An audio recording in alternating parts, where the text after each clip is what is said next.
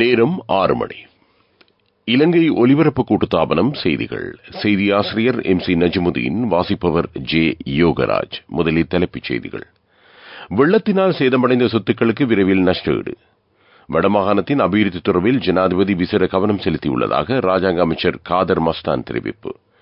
ஸ்ரீலங்கா சுதந்திர கட்சி தலைமையிலான கூட்டமைப்பின் முதலாவது கூட்டம் அம்பலாந்தோட்டையில் நாளை. டெங்கு தொற்றை கட்டுப்படுத்துவதற்கு சுகாதார அமைச்சு மக்களின் ஒத்துழைப்பை கோருகிறது. ரயில்வே சாரதிகள் பணிப்பகிஷ்கரிப்பு. ஐக்கிய நாடுகள் பாதுகாப்பு பேரவையின் நிரந்தரமற்ற உறுப்பு நாடுகளாக Pakistan, Somalia, Denmark, Greece, Panama ஆகிய நாடுகள் தெரிவு. T20 உலகக்கிண்ண கிரிக்கெட் தொடரில் பாகிஸ்தான் மற்றும் ஐக்கிய அமெரிக்க அணிகளுக்கு இடையிலான போட்டியில் ஐக்கிய அமெரிக்க அணி வெற்றி. அவை தலைப்புச் செய்திகள். வெள்ளத்தினால் சேதமடைந்த சொத்துக்களுக்கு விரைவில் நஷ்டஈடு வழங்குவதற்கு அரசாங்கம் நடவடிக்கை எடுத்துள்ளது. வெள்ளத்தினால் சேதமடைந்த சொத்துக்கள் பற்றிய தகவல்களை சேகரித்து நஷ்டஈடு வழங்கும் வேலைத்திட்டத்தை ஆரம்பிக்க உள்ளதாக ராஜாங்க அமைச்சர் பிரமித்த பண்டார தென்னகோன் தெரிவித்தார். வெள்ளத்தினால் பாதிக்கப்பட்டவர்களுக்கு தற்போது நிவாரணம் வழங்கப்படுகிறது. பாதிக்கப்பட்ட வீடுகள் ராணுவத்தினரின் உதவியோடு சீரமைக்கப்படும். பாதிக்கப்பட்ட மக்களுக்கான உணவு நிவாரணம் 33 வீதத்தால் அதிகரிக்கப்பட்டுள்ளதாகவும் அவர் கூறினார்.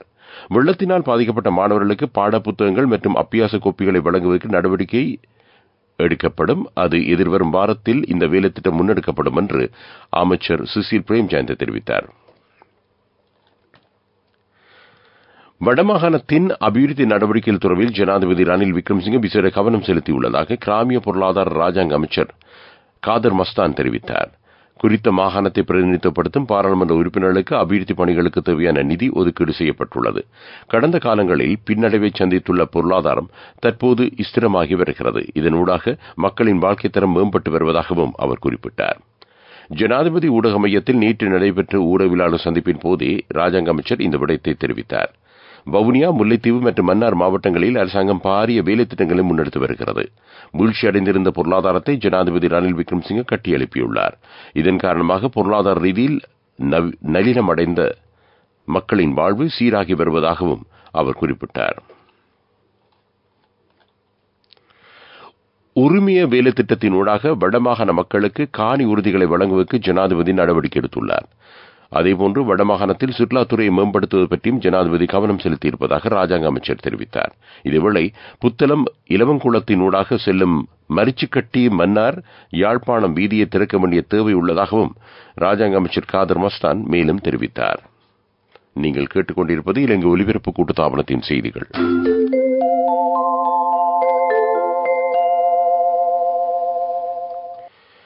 ஸ்ரீலங்கா சுதந்திர கட்சி தலைமையிலான புதிய கூட்டமைப்பின் முதலாவது கூட்டம் அம்பலாந்தோட்டையில் நாளை நடைபெறும். நாட்டுக்கு வெற்றி, ஒன்றாக முன்னோக்கி செல்வோம் எனும் துணிப்பொருளில் இந்த கூட்டம் ஏற்பாடு செய்யப்பட்டுள்ளது.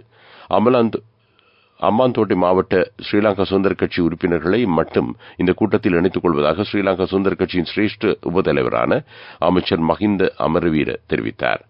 புதிய கூட்டமைப்பு ஏற்பாடு செய்யும் மக்கள் கூட்டம் எதிர்காலத்தில் சகல மாவட்டங்களிலும் நடத்தப்படும் என்றும் அவர் தெரிவித்தார். பொதுமக்களின் பூர்ண ஆதரவின்றி டெங்கு தொற்றை கட்டுப்படுத்த முடியாது என்று தேசிய டெங்கு கட்டுப்பாட்டு பிரிவின் பணிப்பாளரான வைத்திய நிபுணர் சுதாத் சமரவீர தெரிவித்தார். டெங்கு நோய் சுகாதார பிரச்சினை மட்டுமன்றி பொருளாதார சமூக பிரச்சினையாக உள்ளதாகவும் அவர் குறிப்பிட்டார். இந்த வருடத்தின் கடந்த 5 மாதங்களில் 25,000க்கும் அதிகமான டெங்கு நோயாளர்கள் இனம் காணப்பட்டுள்ளனர். 9 பேர் டெங்கு நோயினால் உயிரிழந்துள்ளதாகவும் பணிப்பாளர் மேலும் தெரிவித்தார். ஜனாதிபதி ஊடக மையத்தில் நேற்று நடைபெற்ற ஊடகவியலாளர் சந்திப்பின் போதே விசேட வைத்திய நிபுணர் இதனை குறிப்பிட்டார். வெள்ளப்பெருக்கை அடுத்து டெங்கு தொற்று நோய் மட்டத்துக்கு அதிகரிக்கக்கூடும். இதன் காரணமாக நோய் பரவலை கட்டுப்படுத்துவதற்கான நடவடிக்கை மேற்கொள்வது முக்கியம் என்றும் அவர் சுட்டிக்காட்டினார். ரயில் சாரதிகளின் பதவி உயர்வு தாமதமாவது உட்பட சில பிரச்சினைகளை அடிப்படையாக கொண்டு லொகோமோட் பொறியியல் ரயில் சாரதி சங்கம் நேற்று நள்ளிரவிலிருந்து பணிப்பகிஷ்கரிப்பில் ஈடுபட்டுள்ளது. இதன் காரணமாக கொழும்பு கோட்டை ரயில் நிலையத்திலிருந்து பயணத்தை ஆரம்பிக்கும் அலுவலக ரயில்கள் பல இன்று காலை சேவையில் ஈடுபடாது என சங்கத்தின் பிரதம செயலாளர் SRTM சேனநாயக்க தெரிவித்தார். இதேவேளை நேற்றிரவு தூர இடங்களுக்கான பயணங்களை மேற்கொண்ட ரயில்கள் மட்டும் இன்று கொழும்பு நோக்கி பயணிக்க உள்ளன. தமது பிரச்சினைகளுக்கு இன்று தீர்வு கிடைக்காத விடத்து தொழிற்சங்க நடவடிக்கையை தொடர உள்ளதாகவும் சங்கத்தின் செயலாளர் மேலும் தெரிவித்தார். பாராளுமன்றம் இன்று காலை 9:30 கூடுகிறது. அரச கடன் முகாமைத்துவ சட்டம் மூலம், துறைமுக மற்றும் விமான நிலைய அபிவிருத்தி வரி சட்டமூல ஒழுங்குகள், தேசிய வருமான சட்டத்தின் கீழான பிரேரணை, விசேட வர்த்தக பண்ட வரி சட்டத்தின் கீழான கட்டளைகள் உள்ளிட்ட சில சட்டமூலங்கள் பற்றி இன்று விவாதம் செய்யப்படும். அவை உள்நாட்டுச் செய்திகள்.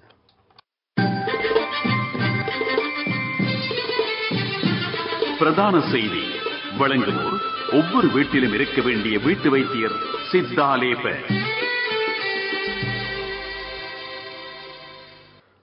ஏற்றுமதி இறக்குமதி விசாரணை நடவடிக்கைகளுக்கு செயற்கை நுண்ணறிவு கொண்ட செயலியை உருவாக்குமாறு முறைமைகள் மற்றும் வழிவகைகள் பற்றிய பாராளுமன்ற செயற்குழு சுங்க திணைக்களத்துக்கு ஆலோசனை வழங்கியுள்ளது.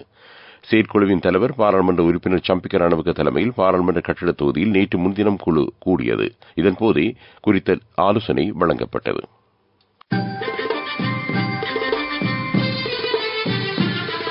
பிரதான செய்தி வழங்கியோர் ஒவ்வொரு வீட்டிலும் இருக்க வேண்டிய வீட்டு வைத்தியர் சித்தாலேப. உங்கள் கவனத்திற்கு. இலங்கையில் இந்த வருடத்தின் முதலாவது காலாண்டில் எய்ட்ஸ் நோய் தொற்றினால் 13 பேர் மரணித்திருப்பதாக தேசிய பாலியல் நோய் மற்றும் எய்ட்ஸ் கட்டுப்பாட்டு வேலைத்திட்டம் அறிவித்துள்ளது. 200 நோயாளர்கள் இந்த காலப்பகுதியில் அடையாளம் காணப்பட்டிருப்பதாகவும் எய்ட்ஸ் கட்டுப்பாட்டு வேலைத்திட்டம் சுட்டிக்காட்டுகிறது. கடந்த வருடத்தின் முதலாவது காலாண்டுடன் ஒப்பிடுமிடத்து இது 25% அதிகரிப்பாகும். நாட்டில் 2018 ஆண்டு முதல் எய்ட்ஸ் நோயாளிகளின் எண்ணிக்கையில் அதிகரிப்பை அவதானிக்க முடிந்துள்ளதாகவும் தேசிய பாலியல் நோய் மற்றும் எய்ட்ஸ் கட்டுப்பாட்டு வேலைத்திட்டம் சுட்டிக்காட்டுகிறது. உலகச் செய்திகள்.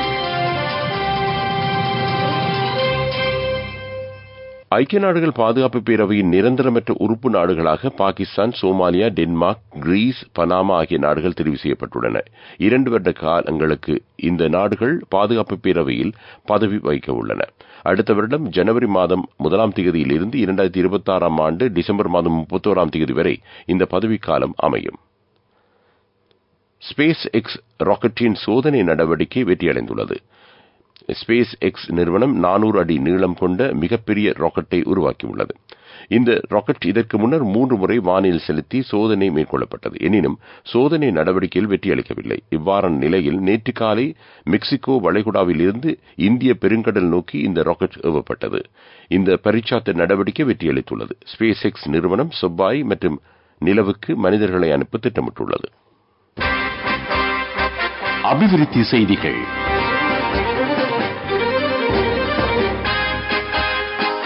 உலக சுற்றாடல் தினத்தை முன்னிட்டு வவுனதீவு பிரதேச செயலக பிரிவில் பசுமை மாதிரி இல்லம் திறக்கப்பட்டுள்ளது. இந்த நிகழ்வு நேற்று முன்தினம் நடைபெற்றது. மத்திய சுற்றாடல் அதிகார சபையின் உதவி பணிப்பாளர் தர்மதாச, மாவட்ட செயலாளர் திருமதி ஜே முரளிதரன் உள்ளிட்ட பிரதிநிதிகள் இந்த நிகழ்வில் பங்கேற்றனர். விளையாட்டுச் செய்திகள்.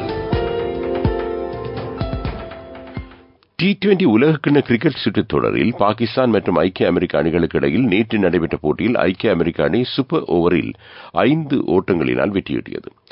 போட்டியில் முதலில் துடுப்படுத்தாடிய பாகிஸ்தான் அணி 20 ஓவர்களில் 7 விக்கெட்டுகள் இழந்து 159 ஓட்டங்களை பெற்றது. பதிலுக்கு துடுப்படுத்தாடிய ஐக்கிய அமெரிக்க அணி 20 ஓவர்களில் 3 விக்கெட்டுகளை இழந்து 159 ஓட்டங்களை பெற்று போட்டியை சமநிலைப்படுத்தியது. இதனை அடுத்து சூப்பர் ஓவர் வழங்கப்பட்டது. சூப்பர் ஓவரில் ஐக்கிய அமெரிக்க அணி 18 ஓட்டங்களை பெற்றுக் கொண்டது. பதிலுக்கு துடுப்படுத்தாடிய பாகிஸ்தான் அணி 13 ஓட்டங்களை மட்டும் பெற்று தோல்வியை தழுவிக்கொண்டது. வர்த்தக செய்தி. அனுசரணை. பட்டதாரியாகும் போது, திருமணத்தின் போது, குழந்தை பிறப்பின் போது மற்றும் 25வது திருமண ஆண்டு நிறைவின் போது 50,000 ரூபாய் வரை விசேட அனுகூலங்கள். மாதாந்தம் 12,500 ரூபாய் வீதம் சேமித்திடும் ஸ்ரீ சேவிங்ஸ் சாம்பியன்களுக்கு மேலும் பணப்பரிசுகள். சத்தோச நிறுவனம் சில உணவுப் பொருட்களின் விலைகளை குறைத்துள்ளது. இதன்படி 1100 ரூபாவுக்கு விற்பனை செய்யப்பட்ட வெள்ளை கவுப்பி 990 ரூபாவாக விலை குறைக்கப்பட்டுள்ளது. 425 ரூபாவுக்கு விற்பனை செய்யப்பட்ட உருளைக்கிழங்கு 350 ரூபாவாக குறைக்கப்பட்டுள்ளது. சிவப்பு கவுப்பி 1 கிலோவின் விலை 20 ரூபாவினால் குறைக்கப்பட்டுள்ளது. அதன் புதிய விலை 780 ரூபாவாகும். இதேவேளை 950 ரூபாவுக்கு விற்பனை செய்யப்பட்ட நெத்தலி 1 கிலோவின் விலை 930 ரூபாவாக குறைக்கப்பட்டிருக்கிறது. கோதுமை மா 1 கிலோவின் விலை 5 ரூபாவினால் குறைக்கப்பட்டுள்ளது. அதன் புதிய விலை 190 ரூபாவாகும். பட்டதாரியாகும் போது, திருமணத்தின் போது, குழந்தை பிறப்பின் போது மற்றும் 25வது திருமண ஆண்டு நிறைவின் போது 50,000 ரூபாய் வரை விசேட அனுகூலங்கள். மாதாந்தம் 12,500 ரூபாய் வீதம் சேமித்திடும் ஸ்ரீ சேவிங்ஸ் சாம்பியன்களுக்கு மேலும் பணப்பரிசுகள். பொருளாதார செய்திகள் அனுசரணை. அவசரத்தில் அங்கும் இங்கும் வைக்க வேண்டாம் தங்கமே. இப்போது தங்கப்போனுக்கு அதிகூடிய முப்பணம். அலையுங்கள் 0115-880-400. LOLC ரன்சவி தங்க கடன் சேவை. பாதுகாப்பாக வைத்திருக்கும் நகைகளை அவசர தேவைக்கு வைக்கவிட. அம்பலாந்தோட்டை நெல் ஆராய்ச்சி நிறுவனம் புதிய நெல் இனம் ஒன்றை அறிமுகப்படுத்தியுள்ளது. AT23 என இதற்கு பெயரிடப்பட்டுள்ளது. இது சிவப்பரிசி நெல்லாகும். இந்த நெல்லினம் 4 மாத அறுவடை காலத்தை கொண்டது.